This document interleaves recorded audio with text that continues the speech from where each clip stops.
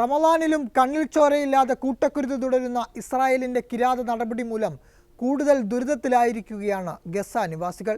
വടക്കൻ ഗസയിലെ 2000 ആരോഗ്യ പ്രവർത്തകർ അത്താഴവും ഇഫ്താറും ഇല്ലാതെയാണ് നോമ്പ് അനുഷ്ഠിക്കുന്നതെന്ന് ആരോഗ്യ മന്ത്രാലയം വ്യക്തമാക്കുന്നു.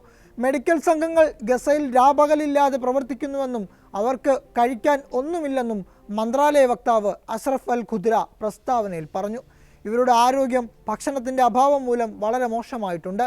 ആരോഗ്യ സംഘങ്ങളെ അവരുടെ ജോലി നിർവഹിക്കാൻ പ്രാപ്തമാക്കുന്നതിന് റെഡിമെയ്ഡ് ഭക്ഷണം നൽകാൻ അദ്ദേഹം അന്താരാഷ്ട്ര ദുരിതാശ്വാസ സംഘടനകളോട് അഭ്യർത്ഥിച്ചു. ഇതിനിടെ പട്ടിണി മൂലമുള്ള മരണവും വർദ്ധിക്കുകയാണ്. ഏറ്റവും ഒടുവിൽ 2 കുട്ടികൾ കൂടി ഗസയിൽ മരിച്ചതായും അധികൃതർ അറിയിച്ചു. വടക്കൻ ഗസയിലെ ബെയ്ത്ത് ലാഹിയയിലെ കമാൽ അദ്വാൻ ആശുപത്രിയിൽ ചികിത്സയിലിരുന്ന കുട്ടികളാണ് മരിച്ചത്.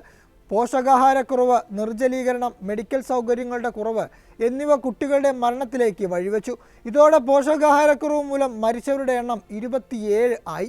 ഇസ്രായേലിൻ്റെ സമ്പൂർണ്ണ ഉപരോധവും ആസൂത്രിത വംശഹത്യയും കാരണം ഗസയിലെ ജനങ്ങൾക്ക് അവശ്യ വസ്തുക്കൾ എത്തിക്കുന്നതിൽ വലിയ വെല്ലുവിളിയാണ് നേരിടുന്നത്. ഇത് കുട്ടികൾക്കടക്കം ഭക്ഷണം ലഭിക്കുന്നതിൽ വലിയ വിഘാതമാകുന്നുണ്ട്. പട്ടിണി കാരണം വടക്കൻ ഗസയിലെ ജനങ്ങളുടെ ശരാശരി ഭാരം വളരെ കുറഞ്ഞതായി ദുരിതാശ്വാസ പ്രവർത്തകർ അറിയിച്ചു. വടക്കൻ ഗസയിലാണ് ഭക്ഷ്യക്ഷാമം ഏറ്റവും രൂക്ഷമായിരിക്കുന്നത്. ഇവിടെയാണ് ഒക്ടോബർ 7-ന് ശേഷം ഇസ്രായേൽ ആക്രമണം ആരംഭിക്കുന്നത്. ഇതിനെ തുടർന്ന് ലക്ഷക്കണക്കിന് പേർ തെക്കൻ ഗസയിലേക്ക് പലായനം ചെയ്തു. വടക്കൻ ഗസയിലെ കുട്ടികളുടെ പോഷകാഹാരക്കുറവ് തെക്കൻ ഗസയെ അപേക്ഷിച്ച് ഏകദേശം 3 ഇരട്ടി കൂടുതലാണെന്ന് ലോകാരോഗ്യ സംഘടന അടുത്തിടെ വ്യക്തമാക്കിയിരുന്നു. 2 വയസ്സിന് താഴെയുള്ള 6 കുട്ടികളിൽ ഒരാളെങ്കിലും പോഷകാഹാരക്കുറവ് അനുഭവിക്കുന്നുണ്ട് എന്ന് ആരോഗ്യ കേന്ദ്രങ്ങളിൽ മുമ്പ് നടത്തിയ പരിശോധനയിൽ കണ്ടെത്തിയിരുന്നു. ഈ കണക്കുകൾ ഇന്ന് ഇതിലും കൂടുതലായിരിക്കുമെന്ന് ലോകാരോഗ്യ സംഘടനാ പ്രതിനിധി റിച്ചാർഡ് പീപ്പർകോൺ മുന്നറിയിപ്പ് നൽകി.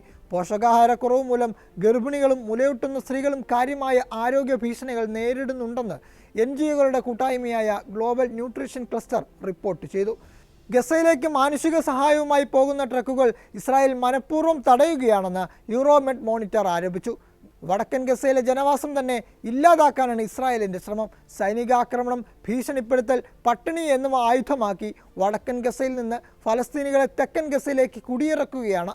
പട്ടിണി മൂലം മരണം ഒഴിവാക്കാൻ ഭക്ഷണത്തിനും വെള്ളത്തിനുമായി ഗസയുടെ മധ്യ തെക്കൻ പ്രദേശങ്ങളിലേക്ക് പോവാൻ ഇസ്രായേൽ സൈന്യം ജനങ്ങളോട് ആവശ്യപ്പെട്ടതായും യൂറോമെഡ് മോണിറ്റർ വ്യക്തമാക്കുന്നു.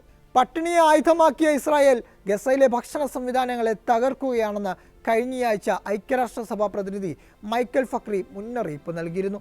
ഇതിനെതിരെ ഐക്യരാഷ്ട്രസഭയ്ക്ക് ഒന്നും ചെയ്യാനാവുന്നില്ലെന്നും UN മനുഷ്യാവകാശ കൗൺസിലിൽ നടത്തിയ പ്രസംഗത്തിൽ അദ്ദേഹം പറഞ്ഞു. വടക്കൻ ഗസയിലെ ആശുപത്രികളിൽ കുട്ടികൾ പട്ടിണി മൂലം മരിക്കുകയാണെന്നും പ്രദേശം വലിയ ക്ഷാമത്തെയാണ് അഭിമുഖീകരിക്കുന്നതെന്നും സന്നദ്ധ പ്രവർത്തകർ മുന്നറിയിപ്പ് നൽകുന്നുണ്ട്.